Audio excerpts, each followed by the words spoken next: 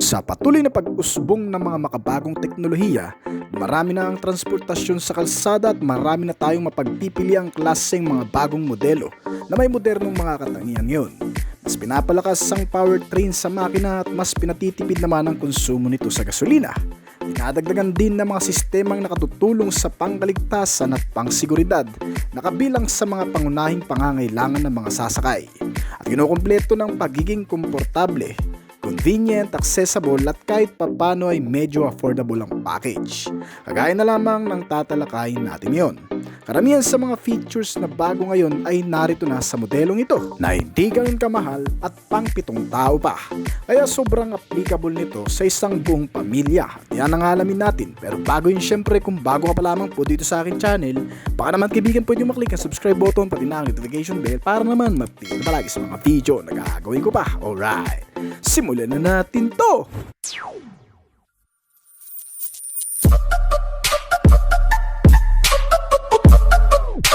Karamihan sa atin ay naghahanap ng pampamilyang sasakyan, yung tipong matipid kumonsumo, hindi ganun kamahal at naroon na lahat ng hinahanap mo. Well, nasagot na yan ng bagong modelong ito na Geely o Kavango. Isa sa aim ng modelong ito ay ang ipakilalang brand bilang isang kumpanyang gumagawa ng kakaibang mga modelo na naglalaman ng mga modernong katangian, nagkakahalaga ng mas afford ng karamihan. Ang modelong ito ay nagpapatunay din sa ilang mga brand competitor na hindi lahat ng galing sa China ay wala ng kalidad at walang kakayahang makipagsabayan sa ilang mga automaker brand. Well, pasintabi muna sa mga nagpoprotesta sa brand na ito. Hayaan nyo muna't makilala natin para naman gumanda ang kompetensya nito sa ilang mga automaker brand. Dahil itong brand ay hindi lang din na nakilala sa Asia kundi pati sa Europa na rin, na nagpapatunay na ang gawang China ay kayang sumabay sa ilang mga car brand manufacturer sa iba't ibang bansa, gaya ng Japanese, US, European at marami pa. Gaya ng modelong ito na isa sa pambato ng brand para sa kanilang bagong crossover car na may 7-seater ang capacity. Ang Geely o Kavango ay kauna-una ang inulunsad sa Philippine market noon pang 2020 na available sa 3 klase ng variant: ang Comfort, ang Urban at ang Urban Plus variant nito. Ito ay may pare-pareho ding makina na gumagamit ng 1.5 liter 3-cylinder at turbocharged gasoline engine na ipinaris sa 48-volt hybrid system. Ang lakas na nanggagaling sa makina ay sinusuportahan ng electricity hybrid power na nanggagaling naman sa isang lithium-ion battery nito na siyang gumagawa ng malakas na power output at mababang pagkonsumo ng fuel. Meron itong 3 klaseng driving mode na pagpipilian din. Ang Eco mode para sa mga pagpapaandar sa malalayong lugar. Ang Comfort mode naman para sa banayad na pagpapaandar sa loob ng syudad na napakomportable rin. At ang isang sports mode na klase na para naman sa racing o mabilis na pagpapaandar. Ang mga ito ay kabilang sa nagagawa ng isang hybrid system power na inilagay sa makina nito. Isang ganap na hybrid vehicle na sinamahan ng turbocharged engine system ay talagang nakakabilib na. Base nga sa ilang mga vlogger na nag-feature sa modelong ito, sinasabi ng karamihan na may kalakasan daw talaga ang hatak nito. Hindi mo akalaing naka 1.5 liter lamang ang makina, kaya pwede na ring isabak sa mabilisan. Meron itong transmission type na tinatawag na dual clutch type. Sa mga hindi nakakalamang, dual clutch type transmission ay kumokontrol sa 2 klaseng sistema ng transmission ito.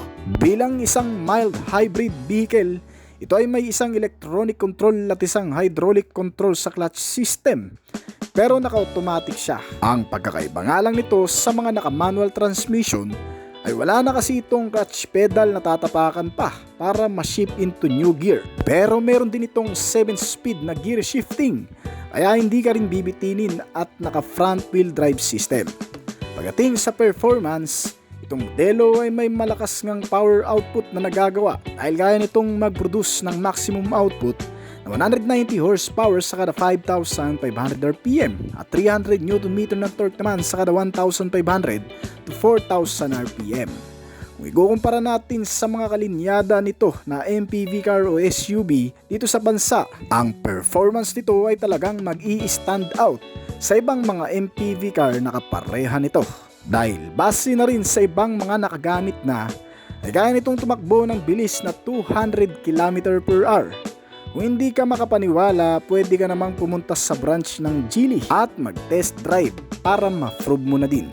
Yun nga lang, pagdating sa fuel consumption, ang average fuel consumption nito ay halos katulad lamang din ng mga ordinary MPV na umuubos ng 1 litro sa 16 na kilometro. Hindi masasabing matipid pero okay na rin naman. May kalakihan kasi ang modelong ito at may kabigatan din. Meron itong fuel tank capacity na 52 liters. Malaki na rin naman yan kung tutusin. Isa pa, pagdating naman sa handling ng manubela, gamitan din ito ng power steering at rack and pinion. Kaya sinasabi rin ng ilan na mga nakagamit nito ay magaang lang talagang dalhin. Isa pa, adjustable din ang steering column, kaya napaka-komportableng gamitin. Meron itong mga suspension sa front na naka MacPherson strut with shock and coil spring at rear suspension na torsion beam. Hindi rin natin sigurado kung tatagal din ba ito sa malulubak. Pero para makasiguro ka, better to change aftermarket na lang kung talagang nag-aalangan ka. Or else, hintayin mo na lang din masira muna bago palitan. Ang parehong mga brakes nito sa front and rear ay mga naka-disc type na rin. Naka-ventilated disc sa front at ordinary disc type naman sa rear. Ang nagpapaganda dito ay sinusuportahan kasi ito ng anti-lock braking system para mag-unlock sa mahigpit na kapit ng preno sa mga biglaang paggamit nito. Sinamahan pa ng EBD o Electronic Brake Distributor na para naman sa pagpapalakas ng kapit ng brake lalo na kung pababa ang kalsada. Sinamahan pa yan ng brake assist na siyang suporta naman sa maayos na pagpapagana pa ng braking system. At pagdating naman sa tires, naka-tubeless at alloy na rin ang mags nito. Ginamitan din ng 18 pulgada ang sukat ng gulong. May kabuuang 225 by 55 naman sa kabuuan. Pagdating sa feature, ang external nito ay may mga ilaw na naka-LED type na mula sa headlamp, mga DRL at ang tri-dimensional na fog lamp nito. Kasama ang tail lamp. Lahat yan ay full compact ng LED lighting system. Kaya maganda ang visibility. Meron itong simpleng pormahan pero nakakawaw na pangharap. Parang ordinaryong SUV nga lang din kung titingnan. May mga kasamang chrome accent garnish sa mga bintana at isang black front upper and lower bumper grille. Mga chrome garnish din sa magkabilaan na makikita sa palibot nito. Meron din itong built-in roof railing para talian ng mga gamit kung maglalagay ka sa itaas ng bubong nito. At isang maaasahang hugis nitong sasakyan na bukod tanging nagpapaganda sa kabuuang aerodynamic nito at nagpapalakas sa appearance nito na mukhang mamahali na rin talagang tingnan. Pagdating naman sa interior base, meron itong 7 kanya-kanyang seats platform na may sari-sariling headrest, maluluwag na legroom at rear compartment base na para sa mga bagahe. Ito ay mga naka-leather seat cover, depende sa variant na pipiliin mo. Ang daming access sa libangan, gaya ng connectivity, audio sound at infotainment system. Kasama ng mga bulsa na lagayan ng mga maliliit na gamit. Meron din itong mga bottle and cup holder. Kasama rin sa highlight nitong Geely o Kabango ay ang pagkakaroon ng very wide na sunroof nito. Pwede kang makatipid sa aircon kung mas gusto mo ng fresh air. At isa pa, mas may enjoy mo din ang napakalayong biyahe lalo na sa mga probinsya. Kasi talagang malalanghap mo ang mga sariwang hangin dito mula sa harap at likurang bahagi. At speaking sa aircon system, itong modelo ay may 3-zone automatic climate control system na may control na rin kahit sa second row seats. Meron itong mga AC ventilator na kung saan ay gumagana lang sa kung saan merong nakaupo o yung matatamaan lang nito. May kasama na ring heater, mga accessories, power outlet, charging port para sa mga lobat na gadget. At syempre hindi ka rin maiinip sa napakalayong biyahe kung sakali mang gamitin mo ito.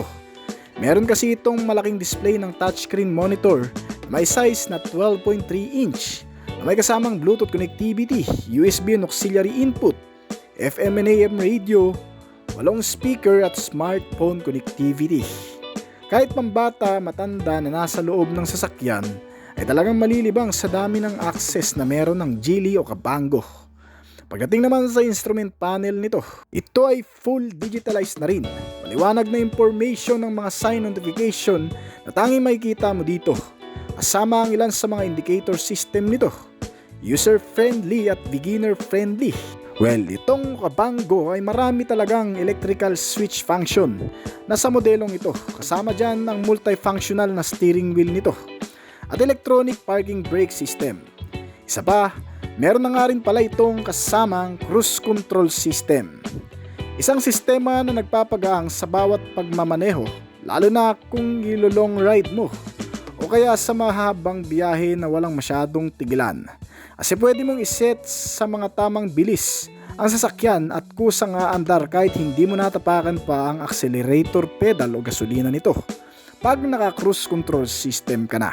Ang Geely Car brand hindi rin nagpapahuli pagdating sa mga safety and security features.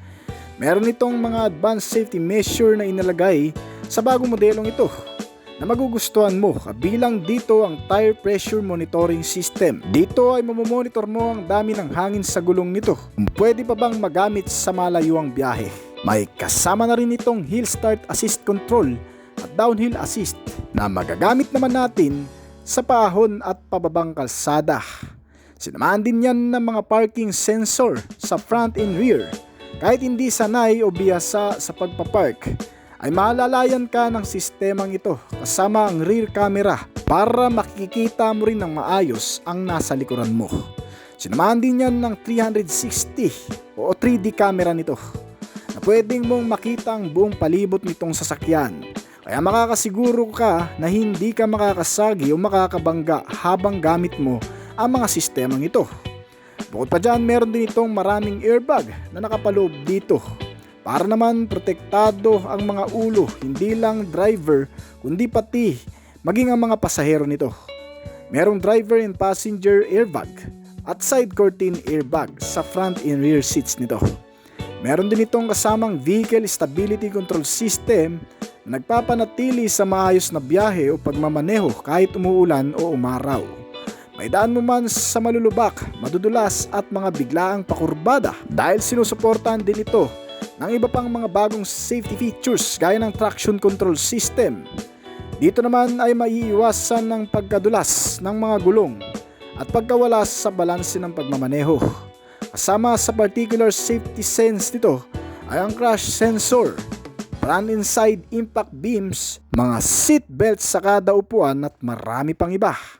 Hindi rin makukumpleto yan kung wala naman itong mga security features gaya ng central locking, power door lock, engine immobilizer system at anti-theft device. Kaya kahit wala kang magandang parking o secured na parkingan sa iyong bahay, ay mapapanatag ka pa rin dahil walang uubra sa mga magtatangka na kahit na sino sa sasakyang puno ng mga security system. At para naman sa kabuuang sukat nito mga kaibigan, ang modelong ito ay halos katulad lamang din ng laki ng mga kapareho nito na MPV o SUV gaya ng Expander, Avanza, Innova, Ertiga at marami pa na siyang magiging mga matalik na kakumpetensya nito. Kaya sa mga basher ng China-made brand, at least kahit paano ay may option kayo.